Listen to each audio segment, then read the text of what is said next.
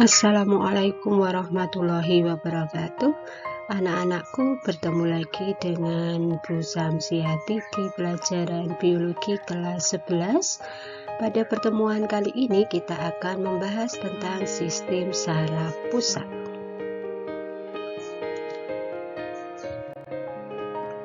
Anak-anakku, kompetensi dasar yang akan kita capai pada pertemuan kita kali ini adalah 3.10 menganalisis hubungan antara struktur jaringan penyusun organ pada sistem koordinasi, saraf, hormon, dan alat indera dalam kaitannya dengan mekanisme koordinasi dan regulasi, serta gangguan fungsi yang dapat terjadi pada sistem koordinasi manusia. 4.10 menyajikan hasil analisis pengaruh pola hidup terhadap kelainan pada struktur dan fungsi organ sistem koordinasi yang menyebabkan gangguan sistem saraf dan hormon pada manusia berdasarkan studi literatur. Tujuan pembelajaran yang akan kita capai pada pertemuan kita kali ini adalah 1. Menganalisis susunan sistem saraf pada manusia. Yang kedua, menjelaskan struktur dan fungsi bagian-bagian otak. Dan yang ketiga, menjelaskan struktur dan fungsi sumsum tulang belakang. Anak-anakku, sistem saraf pada manusia terdiri atas sistem saraf pusat dan sistem saraf tepi. Sistem saraf pusat terdiri atas otak atau ensefalon dan sumsum tulang belakang atau medula spinalis. Otak terbagi menjadi otak besar atau cerebrum, otak tengah atau mesencephalon, otak kecil atau cerebellum, sumsum lanjutan atau medula oblongata. Sistem saraf tepi terdiri atas sistem saraf sadar dan sistem saraf tak sadar atau otonom. Sistem saraf sadar terdiri atas 12 pasang saraf kranial dan 31 pasang saraf spinal. Sistem saraf tak sadar terdiri atas sistem saraf simpatis dan sistem saraf parasimpatis. Mari kita bahas satu persatu. Anak-anakku, pada pertemuan kita kali ini kita akan membahas tentang sistem saraf pusat. Sistem saraf pusat pada manusia terdiri atas 1. Otak, dan yang kedua adalah sumsum tulang belakang. Dimulai dari sistem saraf pusat yang terdiri atas otak dan sumsum tulang belakang. Kita mulai dari otak. Otak manusia merupakan pusat koordinasi. Perhatikan gambar otak manusia berikut ini. Otak berada di dalam tulang tengkorak. Otak dibungkus oleh selubung yang disebut dengan meninges. Meninges tersusun atas 3 lapisan, yaitu 1. Durameter merupakan lapisan terluar yang melekat pada tulang. Yang kedua adalah arachnoid yang merupakan lapisan yang berada di antara durameter dan piameter. Dan yang ketiga adalah piameter, merupakan lapisan paling dalam yang melekat pada permukaan sumsum. Di antara lapisan piameter dan arachnoid terdapat ruang subarachnoid yang di dalamnya berisi cairan. Cairan tersebut dinamakan cairan cerebrospinal. Otak terbagi menjadi beberapa bagian, yaitu ada otak besar atau yang disebut dengan cerebrum, otak tengah atau mesencephalon, otak depan atau diencephalon, otak kecil atau cerebellum, jembatan Farol atau pons Faroli, dan medulla oblongata. Kita mulai dari otak besar atau yang biasa disebut dengan cerebrum. Perhatikan gambar struktur otak berikut ini. Otak besar terbagi menjadi beberapa lobus, antara lain 1. Lobus occipital yang merupakan bagian belakang. Lobus occipital merupakan pusat penglihatan. Pukulan yang mengenai bagian ini dapat menyebabkan adanya seperti kilatan cahaya. Apabila bagian ini rusak atau diambil, maka akan menyebabkan kebutaan, meskipun faal alat penglihatannya normal. Yang kedua, lobus temporal atau bagian samping. Lobus temporal merupakan pusat pendengaran. Apabila terjadi kerusakan pada salah satu bagian saja, samping kiri atau samping kanan, dapat menyebabkan ketulian. Yang ketiga, bagian tengah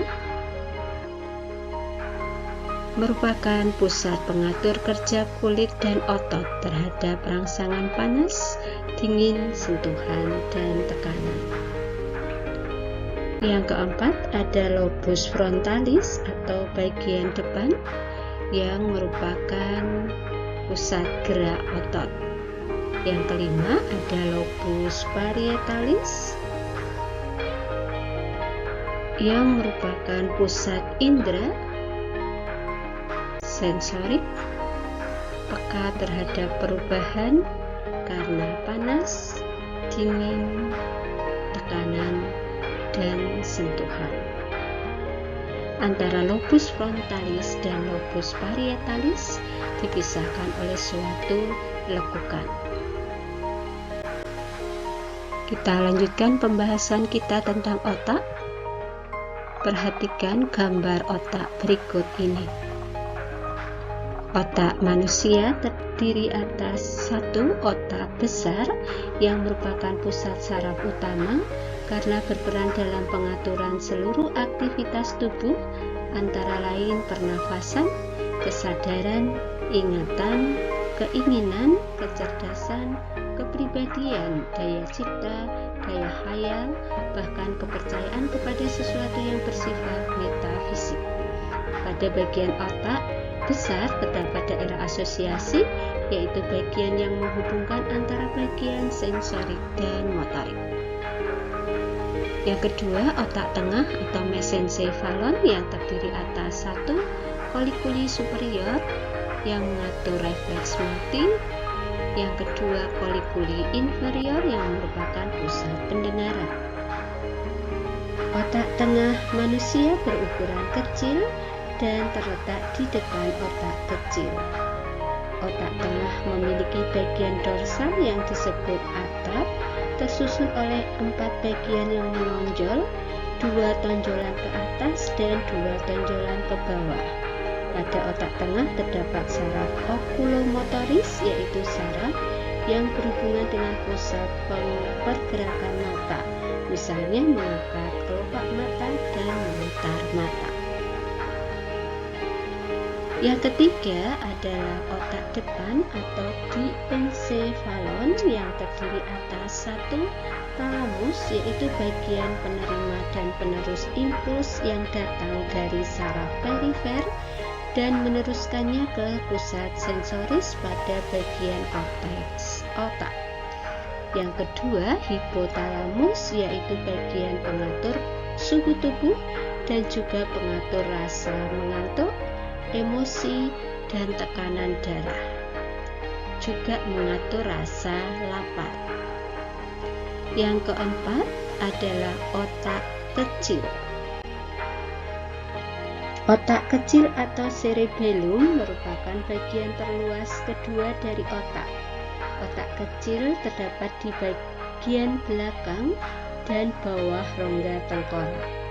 Otak kecil berfungsi mengatur gerakan otot dan mengatur keseimbangan posisi tubuh. Sehingga otak kecil dikatakan sebagai pusat keseimbangan dan koordinasi. Yang kelima adalah jembatan Farol atau pons Farolli yang merupakan penghubung otak kanan dan otak kiri. Dan yang keenam, sumsum lanjutan atau medulla oblongata yang mengatur denyut jantung dan kecepatan bernafas.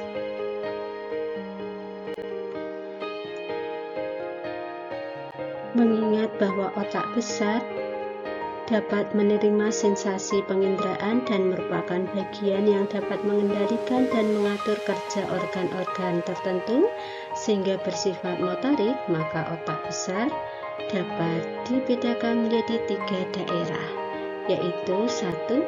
Daerah sensorik atau area sensorik yang berhubungan dengan penerimaan rangsang dari reseptor yang terletak di indera. Yang kedua, daerah motorik atau area motorik yang berperan untuk merespon rangsang yang sampai ke otak melalui informasi yang dikirim ke efektor seperti otot, kelenjar, dan kulit. Yang ketiga, daerah asosiasi atau area asosiasi yang menghubungkan daerah sensorik dan daerah motorik. Daerah ini merupakan daerah yang memegang peranan penting dalam proses belajar, seperti berpikir, membuat suatu kesimpulan, menyimpan ingatan, dan aktivitas yang berhubungan dengan belajar bahasa.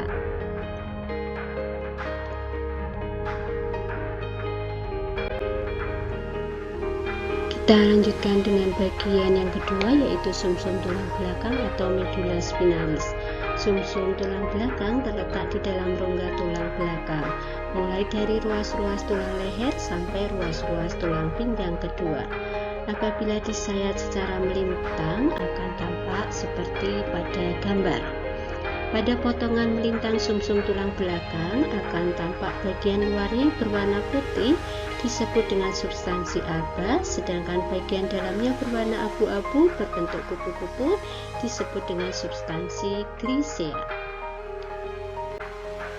Yang pertama, bagian tepi atau substansi putih disebut juga dengan substansi alba, mengandung dendrit dan akson dan berbentuk seperti tiang. Substansi alba mengandung akson bermielin dan membentuk saluran antara substansi grisea dan otak. Substansi alba berfungsi untuk menghantarkan impuls menuju otak dan dari otak ke efektor.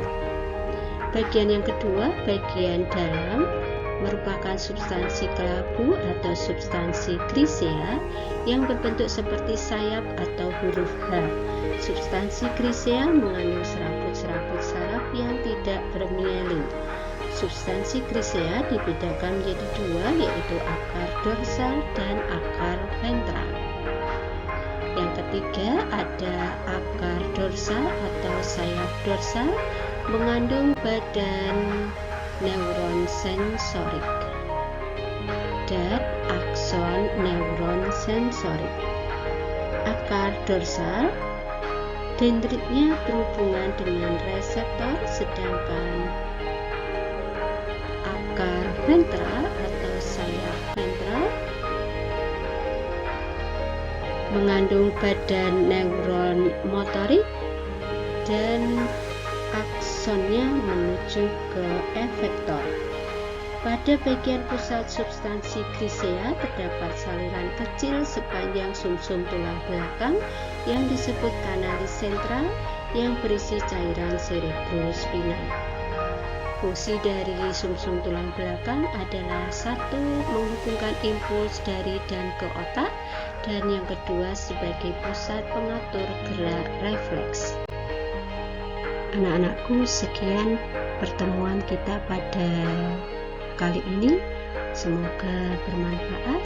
Terima kasih atas perhatiannya. Wassalamualaikum warahmatullahi wabarakatuh.